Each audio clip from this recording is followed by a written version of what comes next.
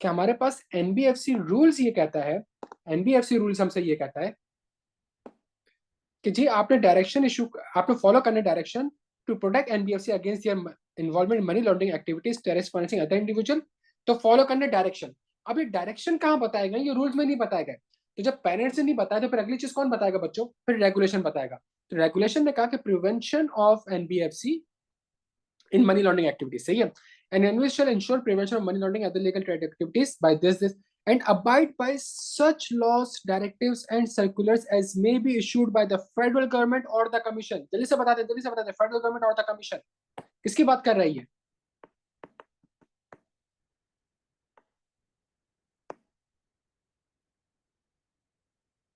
समझ आ रही है बात? To safeguard the NBFC notwithstanding generality of the regulation 9(1). ऊपर जो वो कह रहा है कि इससे कंप्लाई करना है, कह रहा है इससे तो कंप्लाई करना है, लेकिन रेगुलेशन ने कहा मैं भी अपनी तरफ से कुछ बता देता हूँ। NBFC shall comply with the following condition: it shall determine the true identity of the prospective customer. It shall accept money from a customer only after ensuring that an account has been opened in the name of the customer. It shall establish effective procedures. सारी की सारी चीज ने यहाँ पे आपको process बता दिया है, कैश पेमेंट्स वाली चीजें बता दी, सब बता दिया, प्लस एएमएल एक्ट और रेगुलेशन भी बता दिया। अगर मैं एएमएल एक्ट और रेगुलेशन में आता हूँ तो रेगुलेटेड पर्सन कौन है? अच्छा, एएमएल की जो चेकलिस्ट है वो मैं आपसे तभी शेयर करता हूँ। Who are the regulated person? Regulated person means securities broker, futures brokers, insurer, takaful operation, NBFC. क्या यहाँ तक बात समझ आ रहा है? तो इसका मतलब है एएमएल रेगुलेशन में जो आपसे बात की गई है वो यहाँ पे एप्लीकेबल हो जाएगी। सही है, और क्या कहता है वो? Can a regulated person establish business relationship before identify the identity of a customer?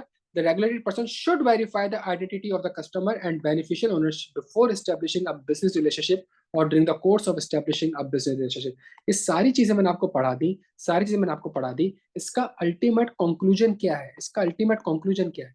इसका अल्टीमेट कंक्लूजन ये है, वो कह रहा है सवाल में इवेल्युएट करें और कोर्स ऑफ एक्शन बताएं।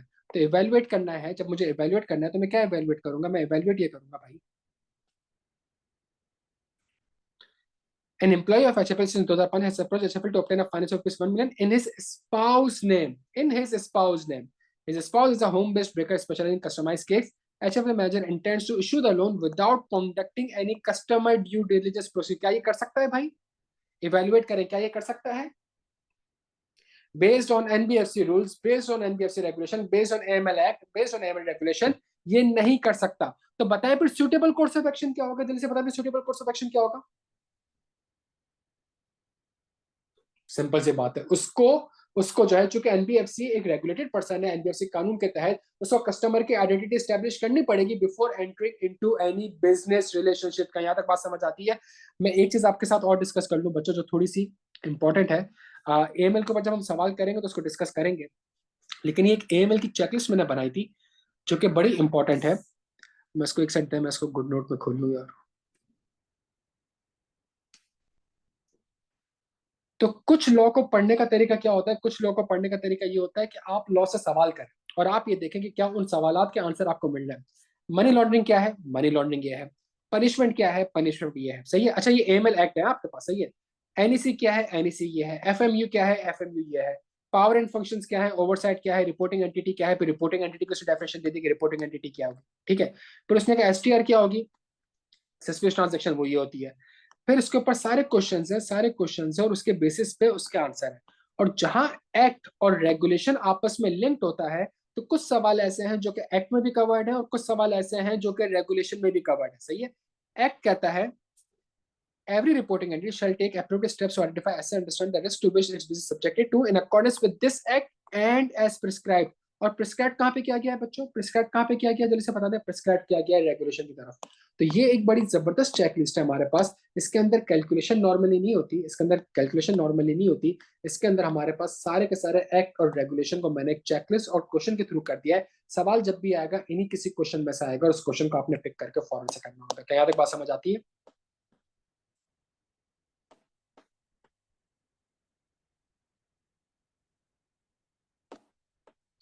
तो ये एक बड़ी कॉम्प्रिहेंसिव चेकलिस्ट है जिसमें एक्ट और रेगुलेशन को मैंने लिंक भी कर दिया है और इसके अंदर सारे के सारे जितने भी पॉसिबल सवाल है वो सारी की सारी चीजें यहाँ पे कवर भी करती है। अच्छा, थोड़ा सा आगे मूव करते हैं मेरे बच्चों। और जब हम आगे मूव करते हैं तो अब हम आते हैं पार्ट 7। अच्छा, एग्जामिनर का कमेंट पढ़ लें, आंसर ये रहा आपके सामने जो मैंने आपसे डिस्कस किया। एग्जामिनर का कमेंट करें, एस आर रेगुलेटेड पर्सन, ये रेगुलेटेड पर्सन का वर्ड कहाँ लिखा हुआ है? ये एएमएल रेगुलेशन में लिखा हुआ है।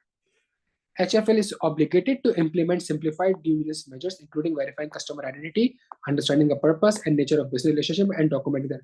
क्या कह रहा है एग्जामिनर कमेंट के, बच्चे ने ये एड्रेस ही नहीं करा। क्यों एड्रेस नहीं करा? बिकॉज बच्चा इसको AML से लिंक ही नहीं कर सका था। यहाँ तक बात समझ आती है?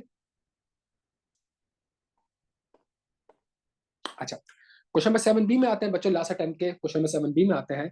Assume that the information contained in the extract from the HFL draft FS as disclosed in A above remains unchanged after the statutory audit of HFL first service is concluded। तो इसका मतलब है कंटिंजेंट लायबिलिटी की जो amount है वो अब 1195 ही है, वो 1195 है, ये वाली अमाउंट अब कंटिंजेंट लायबिलिटी का पार्ट है ही नहीं। ठीक है, तो उसने कहा कि जी ये हो गया है।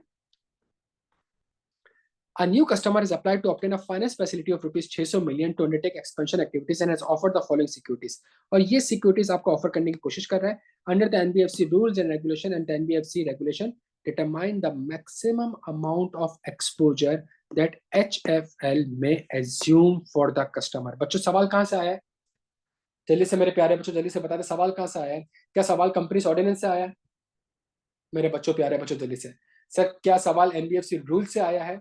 क्या सवाल एनबीएफसी रेगुलेशन से आया है? सर अगर सवाल एनबीएफसी रेगुलेशन से आया है तो ये हमारे पास एनबीएफसी रेगुलेशन की, कहाँ गई भाई?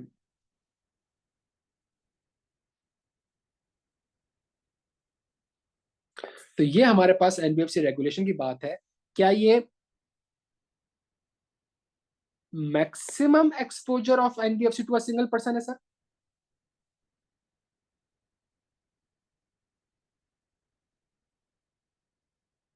क्लियर है? आप फॉर आपने आप कंपनी ऑर्डिनेंस में नहीं गए, आप रूल्स में नहीं गए, आप स्टेट रेगुलेशन में गए, आपके सामने जो हेडिंग्स आ रही हैं आप उसमें गए, आपने फॉरन से ये हेडिंग पिक करी, और जैसे ही ये हेडिंग आपने पिक करी तो आपने कहा भाई कानून ये कहता है, कानून ये कहता है, कानून क्या कहता है? कानून कहता है कि maximum exposure of NBFC to a single person और ग्रुप, the total outstanding exposure fund based and non fund based by NBFC to a person shall not at any time exceed 20% of equity.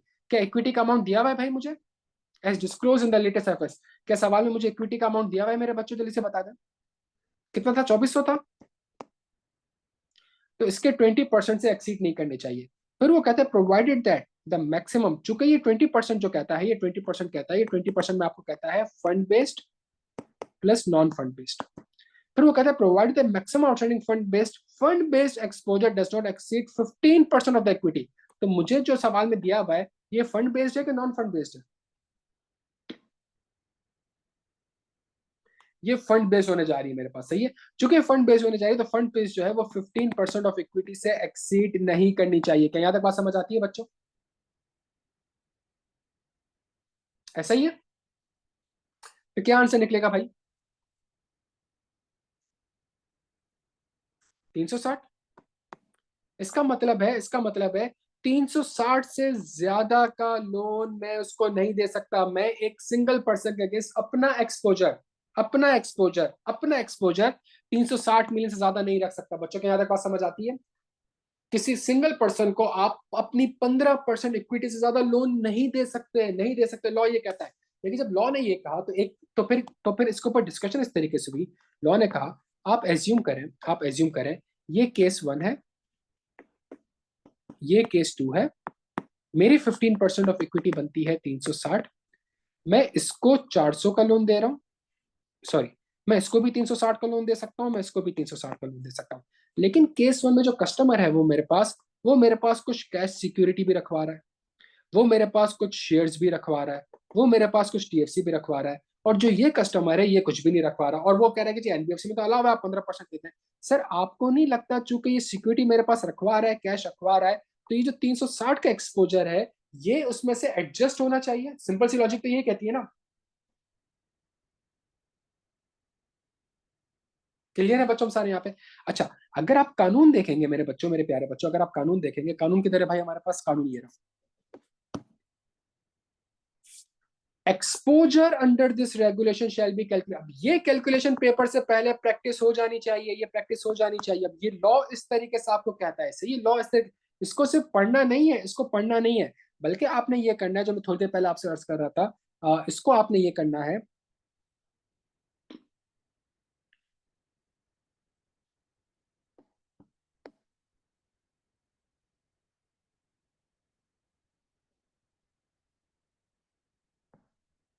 अच्छा, जो हमने ये अभी सवाल करा था कॉन्टेंजेंट लायबिलिटी वाला, ये क्रेडिट रेटिंग्स आ गई आपकी।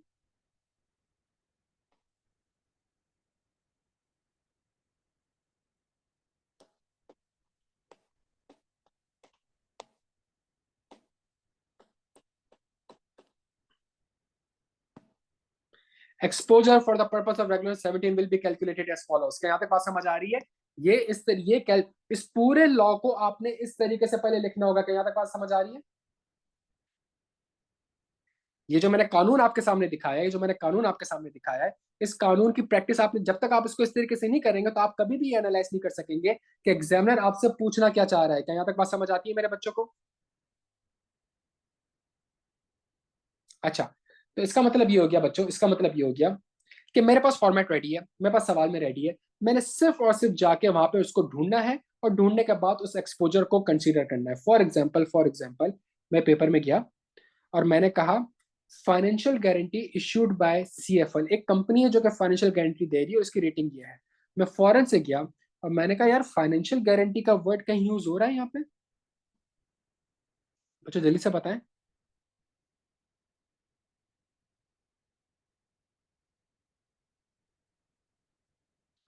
डिपॉजिट है, गवर्नमेंट सिक्योरिटीज है, गारंटी है बैंक से, गारंटी है बैंक से। बच्चों कहा गया, गायब हो गए आप लोग।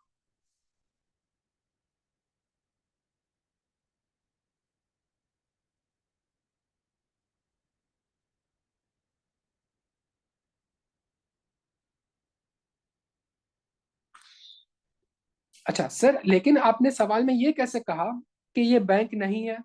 बिकॉज बैंकिंग ऑर्डिनेंस कहता है कि अगर आप बैंक होंगे तो आपने अपने नाम के साथ क्या रखना होगा? रेटिंग की तो बात ही नहीं आती, वो तो बात की बात है। आपने अपने नाम के साथ क्या लिखना होगा?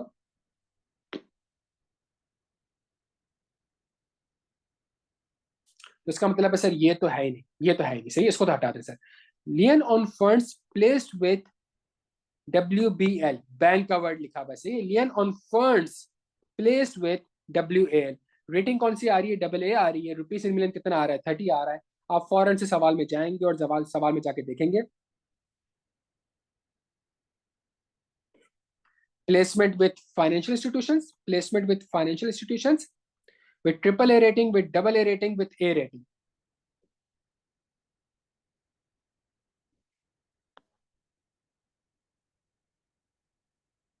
कौन सी रेटिंग आ रही है भाई? AA रेटिंग आ रही है।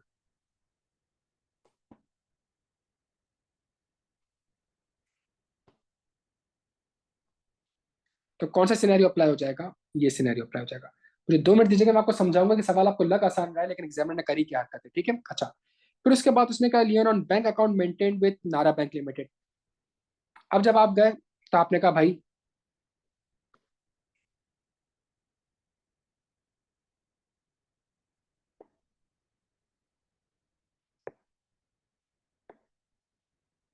मेरे पास ये सिनेरियो अप्लाई हो जाएगा, सही है, और रेटिंग भी इसकी A आ रही है।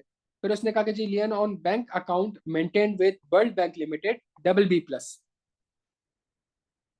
लॉ आपसे क्या कहता है कि अगर कोई फंड मेंटेन हो रहा है बैंक वगैरह के पास, उसकी रेटिंग क्या होनी चाहिए? A होनी चाहिए। ये BB है क्या, इसको मैं कंसिडर करूंगा सवाल में? ये BB है क्या, मैं इसको कंसिडर करूंगा?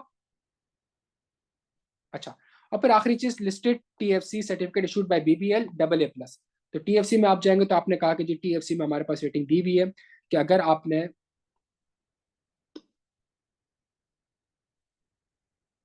30% of listed TFC category and सुकूक, तो आपने यहाँ पे 30% लिखा। अब मेरी एक बात समझने की कोशिश करें बच्चों, जो बड़ी इंपॉर्टेंट है। जब आपने आपने करना क्या है, लॉ में अगर कोई कैलकुलेशन आ रही है तो उस कैलकुलेशन की क्लॉज के ऊपर ये इलस्ट्रेशन बनानी है जो कि किताब में ऑलरेडी बनी हुई है, और इस इलस्ट्रेशन को अच्छे से समझनी है। होता यह है कि आपको पता होना चाहिए कि पेपर में आपको सोचने की जरूरत ना पड़े। इसके अंदर जो सबसे बड़ा मसला था, वो सबसे बड़ा मसला ये था,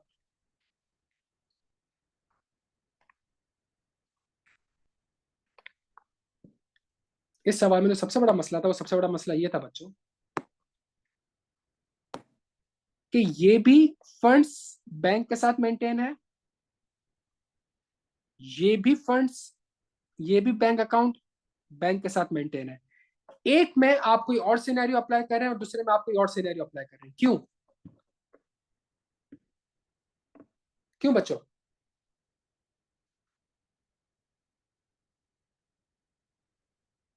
बिकॉज ऑफ रेटिंग?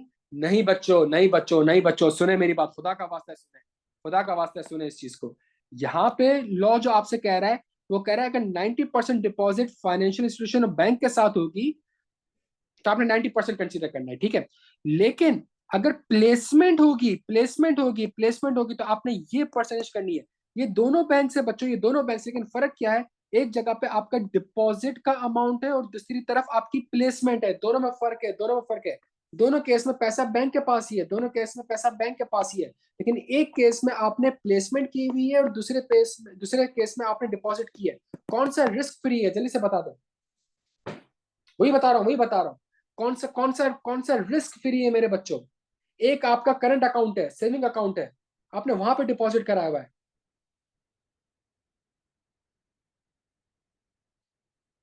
और एक जो बैंक की इन्वेस्टमेंट वगैरह होती है, जो आपने एलआर वगैरह खरीद लिया, टीओडीज वगैरह खरीद लिए, इस तरह की कोई इन्वेस्टमेंट वगैरह परचेज कर लिया आपने, कहां पे रिस्क ज्यादा होगा बच्चों, जल्दी से बताएं। तो इसलिए प्लेसमेंट के ऊपर मेरे बच्चों उसने रेटिंग आपको कम रखी हुई है, सही है। और अगर बैंक वगैरह के पास आपने डिपॉजिट करवाया हुआ है तो वहां पे उसने आपको ज्यादा एक्सपोजर दिया, आपने कहा कि इसका आप ज्यादा अमाउंट ले सकते हैं। क्लियर हो गया आप यहाँ पे? तो ये दो फर्क पेपर से पहले पता होना चाहिए, ताकि पेपर में बैठ के आपको ये ना सोचना पड़े कि ये ऊपर वाले में आ रहा है कि नीचे वाले में आ रहा है, और प्लेसमेंट उसमें फर्क क्या होता है। मेरे बच्चों को यहाँ तक बात समझ आ रही है? खुदा का वास्ता है, क्या यहाँ तक बात समझ आ रही है आपके? ये चीजें पेपर से पहले की करने की है। तो अगर कोई कैलकुलेशन है तो उसकी सारी बारीकियां आपको क्लियर होनी चाहिए कि प्लेसमेंट में क्या फर्क है, फंड में क्या फर्क है, इसकी लॉजिक क्या है, क्या लिखा हुआ है, क्या नहीं लिखा हुआ।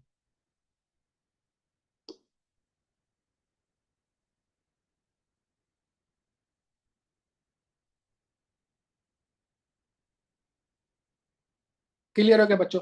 तो इसका मतलब ये है कि इसके बेस पर आपने परसेंटेज अप्लाई करी। असल मार्क्स यही थे कि एक जगह पे परसेंटेज डिफरेंट होगी, एक जगह पे परसेंटेज अलग होगी, और 85.5 आ गया। तो 85.5 का मतलब ये हुआ, 85.5 का ये हुआ कि एक्सपोजर तो 360 आप दे सकते थे, बट चूंकि इस अमाउंट तक आप इसको मजीद ऐड कर दें, बिकॉज ये तो वो अमाउंट है जो टेक्निकली उसने आपको दे दी, उसके ऊपर आपने वेटेज अप्लाई कर दिए, तो दोनों का जो सम होगा इतने अमाउंट तक का आप लोन दे सकते हैं। और दो 15% ऑफ द इक्विटी से ज्यादा हो रहा है, लेकिन वो जो सिक्योरिटी आपके पास जमा करवा रहा है उसकी वेटेज इतनी ज्यादा है, उसकी वैल्यू इतनी ज्यादा है कि वो आप उसको आप एक्सपोजर में कंसिडर ना करें। क्लियर है मेरे बच्चों?